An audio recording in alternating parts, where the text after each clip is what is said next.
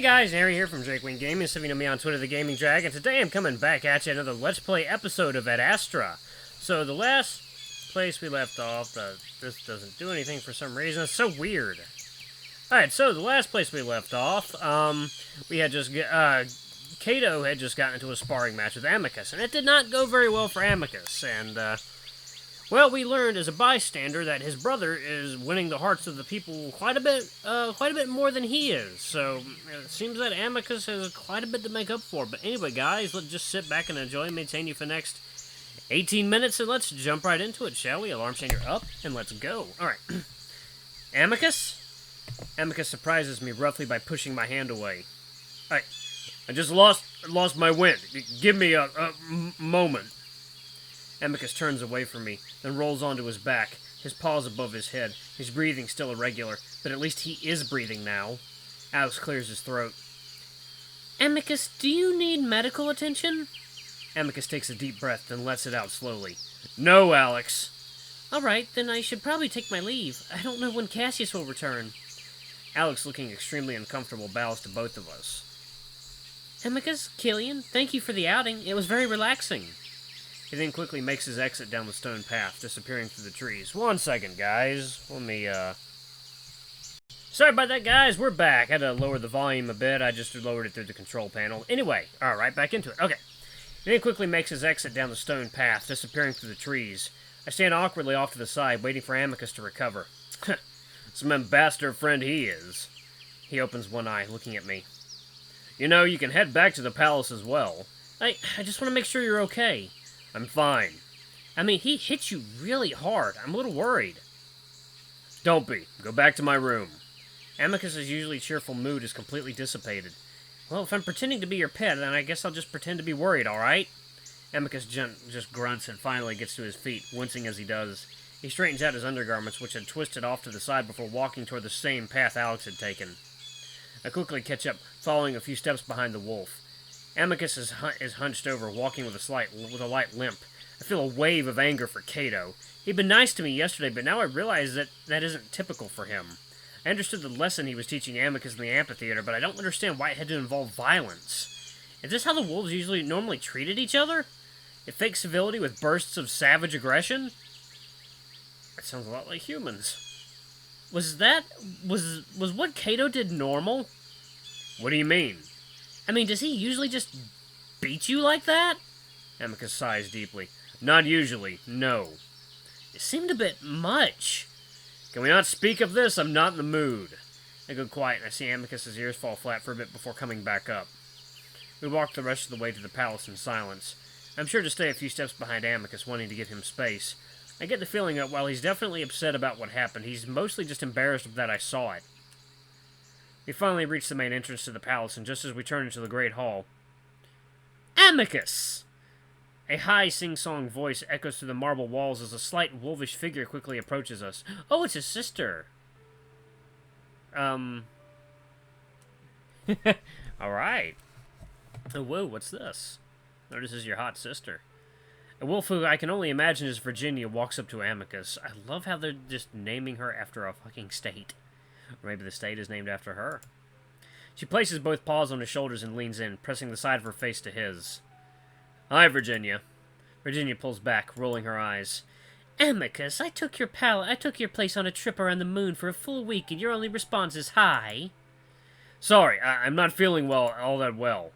Oh, was Cato too rough with you during training? Shall I have a word with him? No, I'm just sore.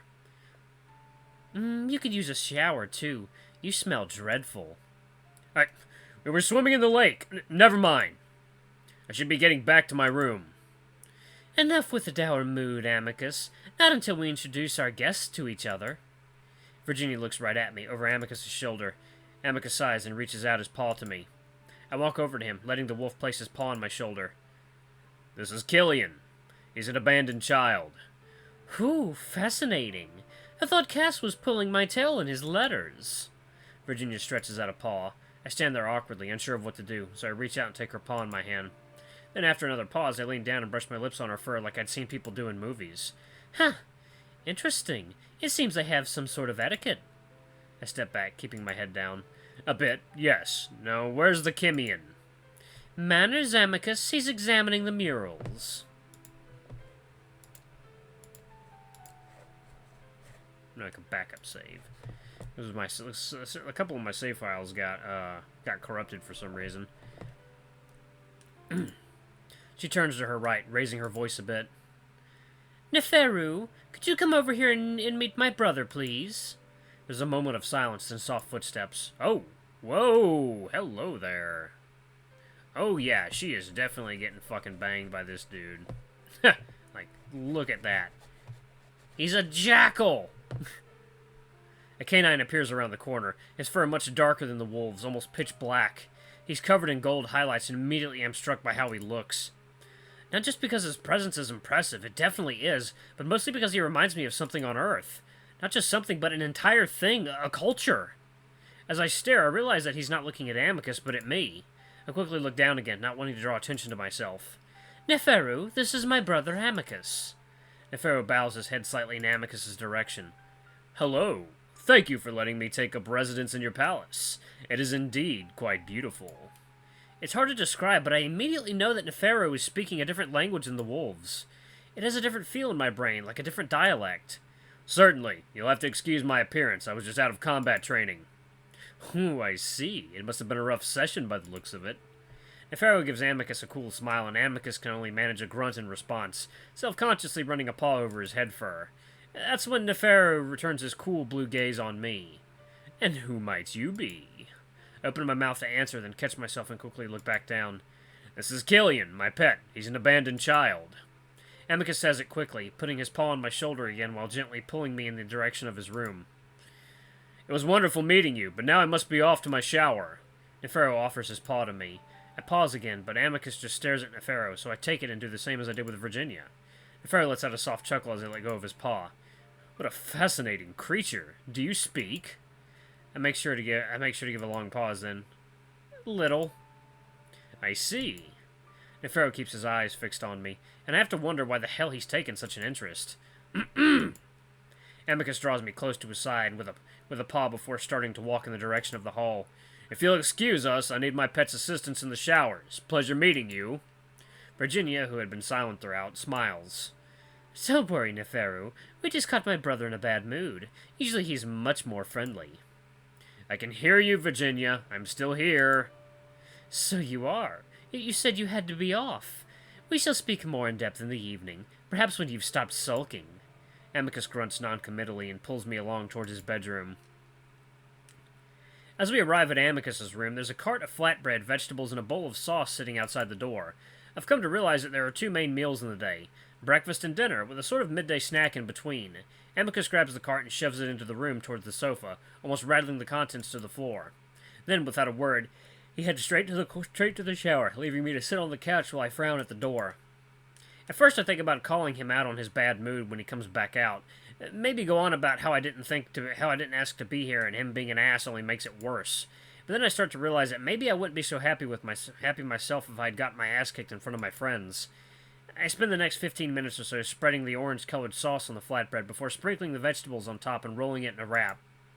It's good, and the sauce is one of the first spicy things that I've experienced on this moon.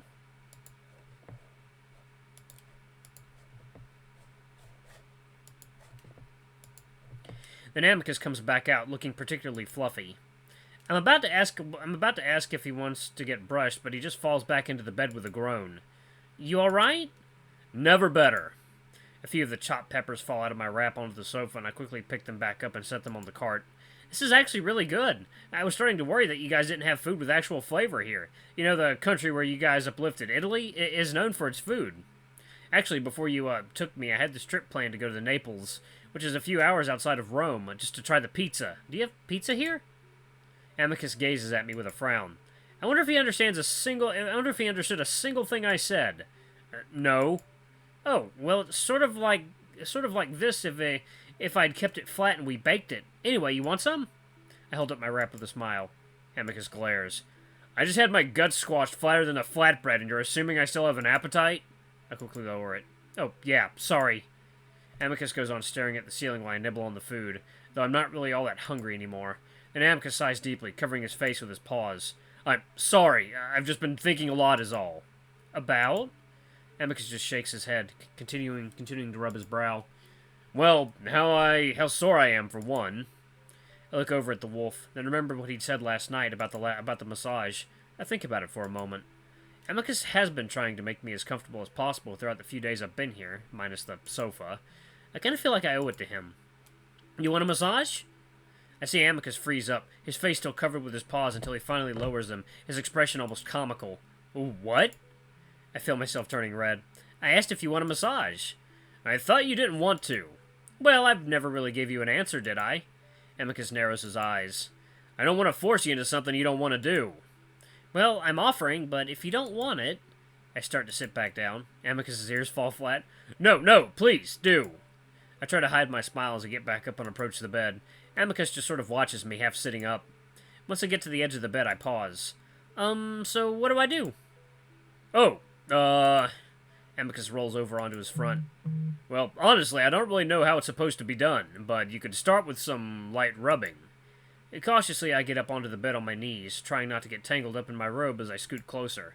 Tentatively, I reach out and touch the wolf's back. Amicus inhales gently, his back rising against my fingers. Then slowly, I start to massage, starting on his thick neck before slowly rubbing my way down. I don't know the first thing about massaging, so I just do what feels natural, and Amicus seems to like it. When I reach his mid-back, he grunts. A little more gentle there. Got scraped on the stairs. I pause, then tease through the fur a bit and find a small, fresh scab right on Amicus's spine. I pet the fur back down before moving past it, working my thumbs up into the muscles on either side of the wolf's spine. Cato's an asshole. Amicus lets out a choked cough of surprise. Kyllian, don't say that! He's the acting emperor! Well, he is! If you must say it, at least keep your voice down. I swear Cassius sometimes has his ear pressed to my Amicus moans as I start on his neck again and press harder than I had last time, really sinking into the muscle. The wolf's body melts into the bed and I grin with satisfaction as I keep the pressure down the rest of his back. You know, I'm really good at giving massages too. You're not the only one with skill, Kyllian. It would be better if I were straddling him, but I don't know how I feel about doing that just yet. Amicus is quiet for a few minutes while I work, then he sighs. He was right, though. I still act like a pup. I need to be more serious. I frown. What do you mean? Cato had every right to beat me. I hadn't been acting very much like an emperor lately. I shake my head. First of all, no one should be beaten. Second, Cassius acts like a child, or pup. I mean, you might sometimes act like a little immature, but he's a brat. You're fine if he's the one you're competing with.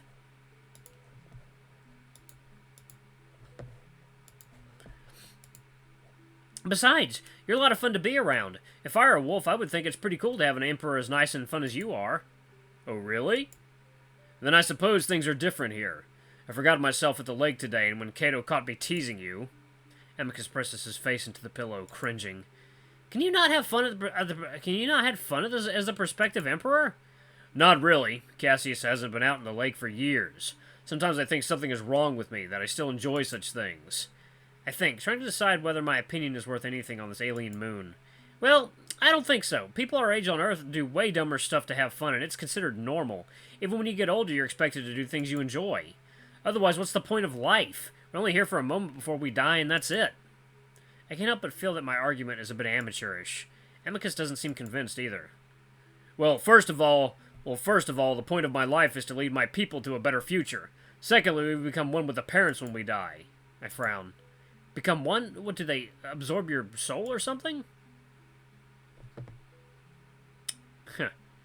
I stifle my chuckle when I see that Amicus is still very serious. No, well, I don't know, but our consciousness joins theirs and we go on to spread throughout the universe together. Huh, is there proof of this? Did they say that's what happens? Of course. I think of questioning him further, but right now I'm not really in the mood to debate anything religious with this wolf. His mind seems to be on the having fun issue anyway.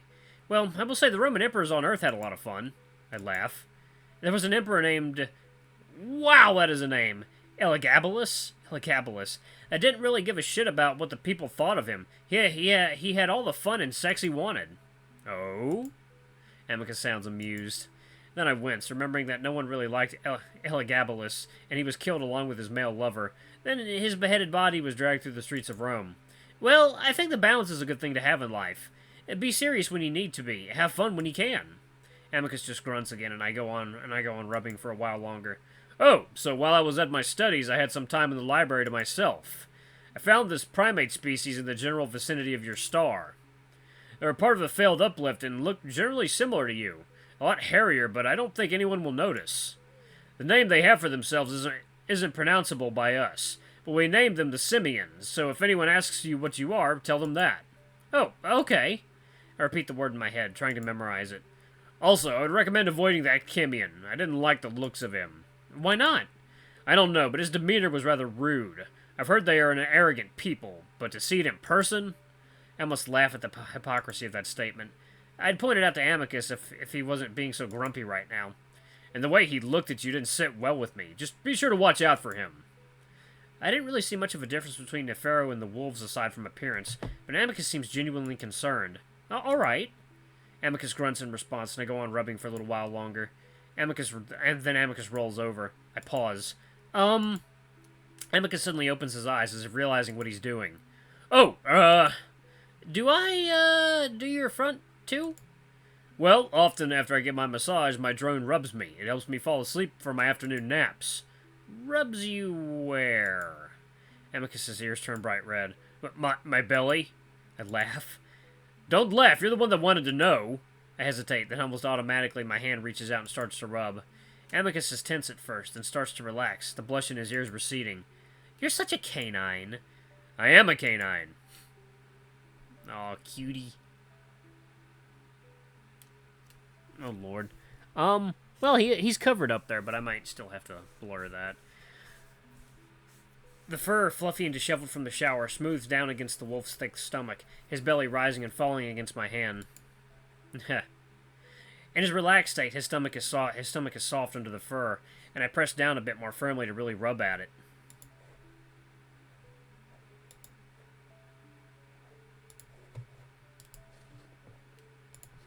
Amicus grunts and winces a bit. Too hard? Just sore, but keep going. It feels good. As I continue to rub, his eyes close and his muzzle parts slightly. So, the trial starts soon, at the end of this month, I guess. Yes. And I'm involved in it somehow? Want to talk about it later? Now that I'm thinking about it, I'm getting a bit nervous. But Amicus doesn't seem to be worried, and that puts me at ease, at least a little bit. That's when I noticed a particular bulge in Amicus's undergarments, and the one I'd noticed when I'd brushed him yesterday. I'm not surprised this time, though. If brushing had done it to him, rubbing definitely would too. So I ignore it, and so does Amicus, or maybe he's just asleep. I realize then just how much I've accepted my life here, rubbing his prospective Emperor Wolf's belly, even though I know it's making him hard. But I also realize that I don't really mind it. It's only been a few days, but there's something about this wolf. I don't know, I just like him. Amicus starts to snore, so I slowly stop rubbing, watching his chest rise and fall with his steady breaths. I think about going back over to the sofa, but instead I just roll over to Amicus's left, curling up on my side in the soft pillows. With the relaxing sounds of Amicus's gentle snores behind me, I drift off into a light sleep. Oh wow, what timing? This episode's almost over. Okay. Over the next week or so, I start to get used to my new life. I find that the days are easy to adjust to, and like Alex said, 19 hours in a day isn't all that bad. Though the sleeping period is a bit shorter than I'm used to, it's been easier now that I sleep on Amicus's bed. After I'd fallen asleep next to him, we decided that there was enough room. Alright guys, I'm gonna pause it right here. Thank you all so much for watching. Don't forget to like, comment, subscribe, ring that notification bell, leave a super thanks or a tip if you can. It always helps. Until the next video, I love you all. I'll see you next time. Bye-bye!